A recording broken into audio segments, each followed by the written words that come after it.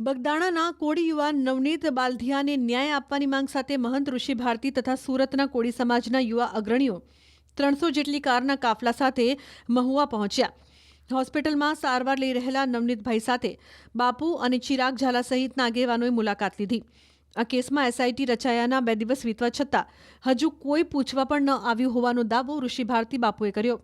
સુરતથી રવાના થતી વખતે સમાજના યુવાનોને સંબોધન કરતા ચિરાગ ઝાલાએ કહ્યું કે જયરાજ આહિર જ આરોપી છે એવું અમે નથી કહેતા, પરંતુ અમને શંકા છે જેની યોગ્ય તપાસ થાય।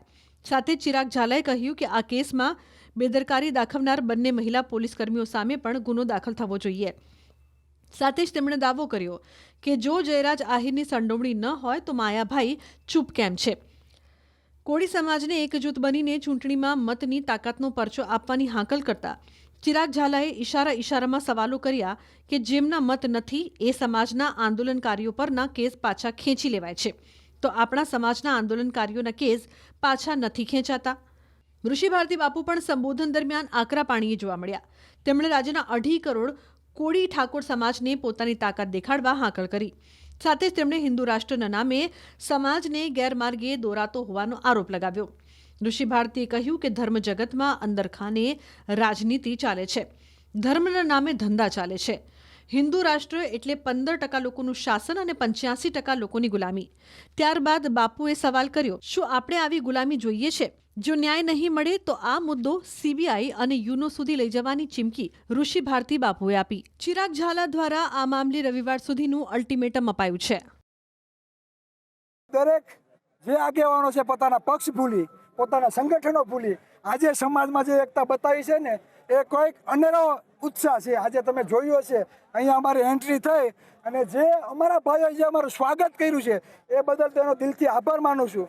ખાસ નવનીતભાઈની જ્યારે વાત આવે ત્યારે કહેવાનું એ થાય કે આ જ્યારથી બનાવ બન્યો છે ઉદ્ભવ ક્યાંથી થયો કે પોલીસ પ્રશાસન દ્વારા એના અધિકારીઓ દ્વારા અજાણ્યા શખ્સો આવું લખી આરોપીને સાવરવામાં આવ્યા, તો તે પીઆઈ બેનને માત્ર ઘરે બેસાડવામાં આવ્યા પણ એના ઉપર ગુનો દાખલ કરવામાં આવ્યો નહીં। એક અધિકારી પછી બીજા અધિકારીની તપાસ આવી, પછી ત્રીજા અધિકારીની તપાસ આવી, પછી એસઆઈટીની રચના કરવામાં આવી। મને એનો મતલબ એ કે પોલીસ પ્રશાસનના અધિકારીઓએ તપાસમાં ક્યાંક ને ક્યાંક ફરજ બેદરકારી દાખવી છે। પોલીસ પ્રશાસનના વડા ગૌતમભાઈ પરમારને હું કહેવા માંગુ કે અમને તમારા ઉપર વિશ્વાસ છે। અમારા જે પણ આદરણીય આગેવાનો સરકારને નમ્રતાથી રજૂઆત કરવા ગયા અને જે સીટની તૈયાર એસઆઈટીની રચના કરવામાં આવી તો અમને વિશ્વાસ છે કે વહેલામાં વહેલી તકે તેનું યોગ્ય નિરાકરણ આવે, જે શંકા કુશંકા છે તેનું યોગ્ય સમાધાન થાય। જો એસઆઈટી દ્વારા યોગ્ય ન્યાય નહીં મળે તો આ સમાજ હવે જાગૃત થઈ ગયો છે, સમજી જાજો। રાજકીય પક્ષો પાસે માત્ર ને માત્ર છે ને ટિકિટો છે, સૌથી વધારે મત આ કોળી સમાજના છે। એટલે 2027ની સીટમાં આ ગુજરાતમાં 25 સીટો એવી છે જ્યાં કોળીની સૌથી વધારે વસ્તી હોવા છતાં કોઈ ટિકિટ આપવામાં નથી આવી। એટલે કદાચ અમે ખાલી 25 સીટ કવર કરશું ને તો અમારા ટેકા વગર તમારી સરકાર બનશે નહીં। એટલે આ કાન ખોલીને સાંભળી લ્યો, હવે આંદોલન કરવાની જરૂર નથી, પણ ગામે ગામ એવા યુવાનો તૈયાર કરશું કે પોતાના મતની કિંમત શું છે, ઓબીસી એસસી એસટી સમાજને સમાનતા કઈ રીતે મળે, આરક્ષણ કઈ રીતે મળે, બજેટ કઈ રીતે મળે, તે ઘર ઘર સુધી જાગૃતતા લઈ આવી અમે અમારી ખુદની સરકાર બનશું તેવી વ્યવસ્થા સ્થાપિત કરશું।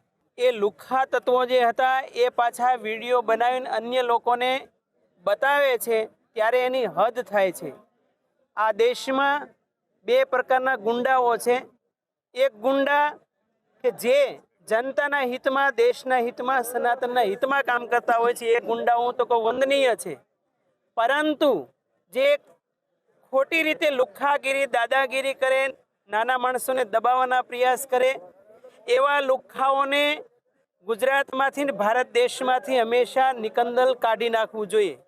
અને એના માટે આ દેશમાં પોલીસ પ્રશાસન છે।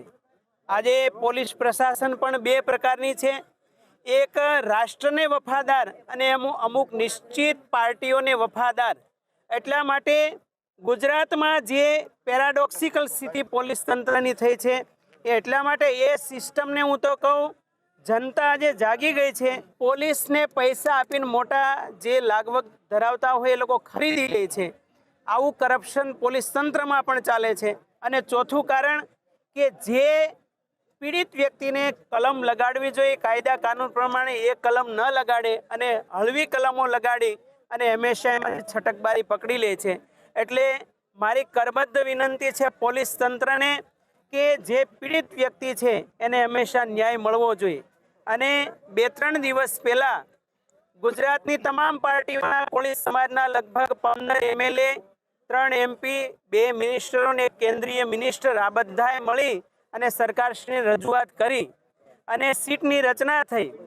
તો આટલા દિવસો થયા છે છતાં પણ હજી પીડિત નવનીતભાઈને કોઈ ન્યાયની ઉમ્મીદ નથી. હમણાં રૂબરૂ અમે ખબર અંતર જઈને પૂછ્યા નવનીતભાઈને તો એણે એમ કહ્યું કે હજુ અમને કોઈ પૂછવા આવ્યું નથી.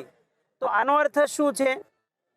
એટલા માટે જ્યારે ગુજરાતમાં 1.5-2.5 કરોડનું પોપ્યુલેશન છે, કોળી ઠાકોર સમાજનું આખા વિશ્વમાં 26 કરોડનું પ્રતિનિધિત્વ કરે છે. આજે નવનીતભાઈ સાથે 26 કરોડ કોળી સમાજ એમની સાથે છે. ગુજરાતના 2.5 કરોડ લોકો એમની સાથે છે. એટલા માટે જો એમને ન્યાય નહીં મળે તો ભવિષ્યમાં જે યંગ જનરેશન તૈયાર થઈ રહી છે, જે યુવાનો છે એ બધાય જાગી ગયા છે. એ જન આંદોલન હંમેશા એનું ચાલુ રહેશે અને અમે CBI સુધી પણ આગળ દરવાજા ખખડાવવાના છીએ. અને ત્યાંથી કામ જો સિદ્ધ ન થાય તો યુનોમાં પણ આ મુદ્દો અમે લઈ જઈશું અને ગુજરાતની ભારતની ક્રાઇમની સ્થિતિ શું છે એની છબી એ વિશ્વ લેવલે પણ ઉજાગર કરીશું.